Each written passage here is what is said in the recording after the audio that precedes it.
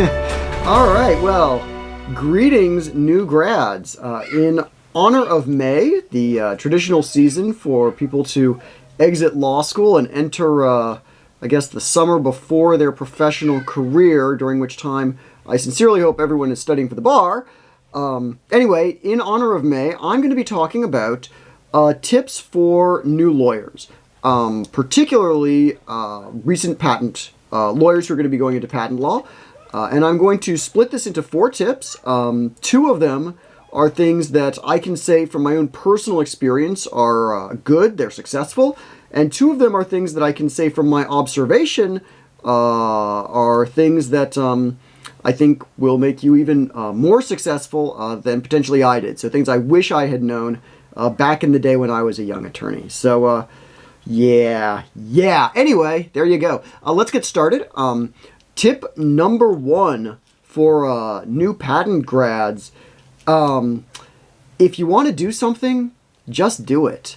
So this is something I actually see relatively recently, right? So I'm on like patent law Reddit and I'll see questions. There'll be someone saying, hey, how do I go from prosecution to licensing? Or can I do prosecution and also litigation? Or how do I go from litigation to prosecution? Something.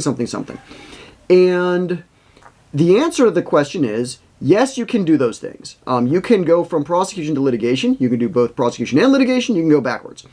Or backwards, right? You can go from litigation to prosecution, I guess. The reverse. It says, I wouldn't say it's backwards. I mean, I did litigation and now I'm basically all prosecution. And the way to do it is just make it happen. So here's something that you may not know as a young attorney. Young attorneys, young, smart associates who can do things like write, who can do some research, who can think coherently, explain their thoughts, are really hot commodities. They're not that easy to find. And if you are a partner and someone comes to you and says, hey, I want to do X, I want to do what you're doing. If you have a good reputation, you're probably going to find a task for them to do. Maybe it'll be a research project. For me, maybe it'll be an office action response. And I'm going to see how you do. And if you do well, I'm going to find something else for you. Maybe you'll be, I'll let you help with some deposition prep. You'll do some discovery, or I'll let you write an appeal brief or pre-appeal brief. But whatever it is, if you are able to do it and you can become part of that partner's team, they'll want you on their team, even if what you do isn't 100% congruent with their business. And in fact, even if you don't have a partner who does what you want to do in your firm, you can still just do it. So for example, let's say you're a patent prosecutor like me, and you say, I wish I could do some litigation. I want to do some litigation, but you are at a pure transactional prosecution firm. You don't have anyone who does litigation. Pro bono, baby. Yeah, there's always people who need litigators. There's actually also always people who need prosecutors, right? There are ways to get patent pro bono experience. But from my experience, right, I started as prosecution, still doing prosecution, but I did some litigation. And one of the things I did is pro bono. And it wasn't patent litigation. It was, I did some landlord-tenant law. But that's okay, because I actually got experience doing depositions, discovery, openings, closings. I did settlements, cross-examined people. This is kind of stuff you don't get when you're just out of the gate. Even as a litigation associate, frankly. But when you're doing pro bono, you do get this because you're the one, right? You're the one who's there. And you might say, well, wait a minute, my firm doesn't have anyone who will help me. What will I do? Most pro bono programs will have coordinators who will provide that backup. Like my firm, for example, I mean, we do have litigators, and I talked with them.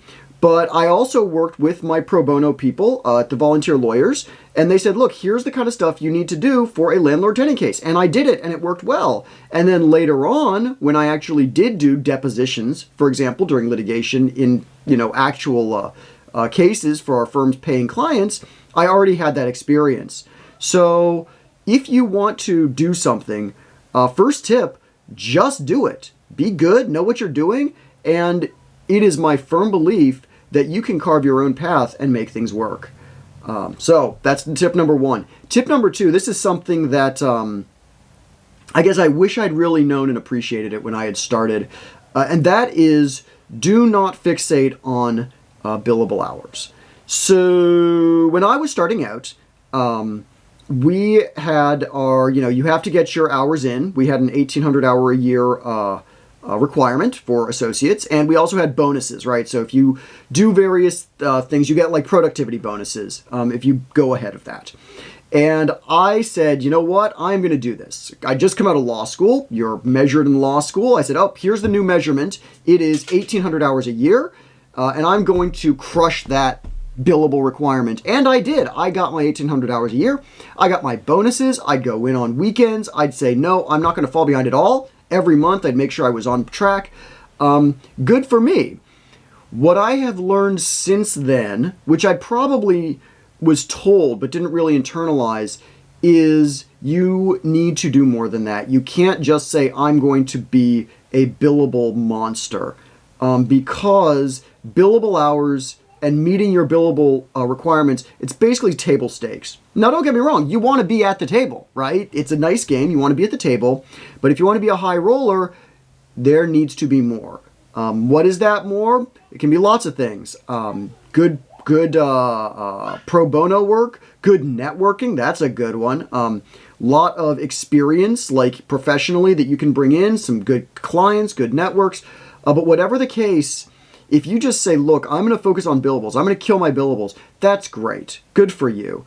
But in my history, if I'd said, well, now, if I were going back now and I had the choice to say, okay, am I going to get this productivity bonus, or am I going to spend that time doing office hours at a local incubator?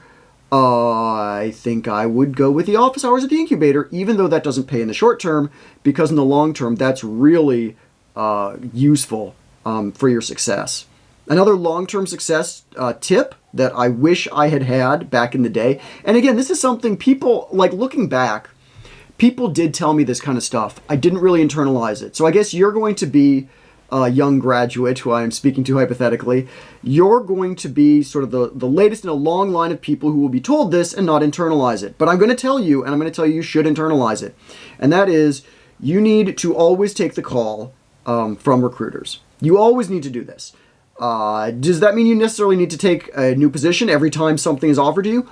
No, that would be stupid. There are better positions and worse positions. There are better positions and worse positions for you, right? Maybe there's a position that is not suitable for your personality or skill set. So maybe you love prosecution and a litigation position opens up. You don't necessarily want to jump to that, because if you love prosecution, let me tell you, very different litigation and prosecution. And you may not want to jump to litigation. On the other hand, the attorneys I know who are most successful, not exclusively, but pretty close actually, have jumped back and forth, particularly to in-house positions. So either they started in-house, then went to a firm, or they started at a firm, then went in-house, or they started a firm, went in-house, then came back to a firm, or some combination of those things. And what I have seen, I did not do that, by the way, so I would not put myself on this like top tier of highest success attorneys. That's why I'm saying this is a thing I kind of, wish I'd internalized before. But what I've seen is, it's a great network, right? Because all the people you knew in-house are people that you know. Or if you go in-house, right, you know at the law firms, you know how they work. You have a better perspective there.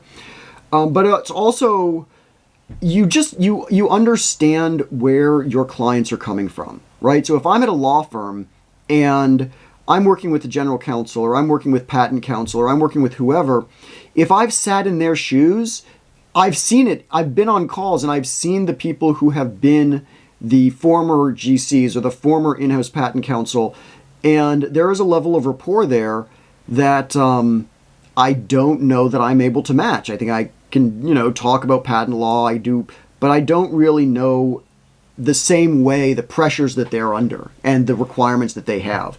And so what I would say, take the call. Do not be afraid to look at new opportunities. Again, don't be indiscriminate. And especially if it is in-house, I would seriously consider, if for no other reason than just to broaden what you're looking at so you can do a better job, even if you decide to go back to where you were originally. So final tip or final comment, recommendation for young attorneys, something you may not really appreciate. Partners, at least good ones, and here I'm talking about me personally, right? So maybe there are others who aren't that way. You have to be have a little discretion, but they love to be proven wrong, and they love you if you prove them wrong. I can think of a case recently where I thought something, and it wasn't something that comes up very often, but I said, okay, associate, write this up. Here's some law. Here's what I want it to say. And he came back to me and he said, are you sure that works? Because here's what I think. And I said, yeah, here it is, because here's this regulation that sort of supports my interpretation. He says, well, here is what I think. And he brought back a regulation. He showed me where in the prosecution history he thought his regulation applied rather than mine. And at the end I said, you're right. You're right. And that's great. I like it. Why do I like that? Well, because it means I do the best possible work for my clients. Also, it means that I give my client the right advice, right? I mean, he proved me wrong, so I could tell my client the right thing, as if I hadn't been wrong internally in the first place. And in the future, I gave this associate more work. Why? Because if he has the attention to detail to find where I have made an error after, again, almost 20 years of practice, and the, I don't know if I want to call it bravery, but the confidence is the right word, and the confidence to bring it to me so that I can look at it and make sure, that makes me confident that we will have a good work product when we work together in the future. And so we have worked together in the future. So final tip, prove your partners wrong when you're working with them. No, it's prove your partners wrong. We're not talking about, I think you might be incorrect or something. No, this guy came in with actual proof, actual citations, actual regulations, actual pointing out where in the prosecution history I had missed something. So yeah, do that. But if you do that, partners will love you. You'll save them from making mistakes, and you'll do a better job for your clients. So there it is. 4 things that I wish I had known, or I wish I had internalized when I was starting out. And I hope you all the best. All you new May grads, you are embarking on a difficult but rewarding and exciting and intellectually stimulating career. And I hope you all the best, no matter how you do it. Whether you follow my path, do better, do differently, go into something else entirely. The world is your oyster, and I hope you take advantage of it. All right, congratulations, and good luck, good patents. Bye-bye.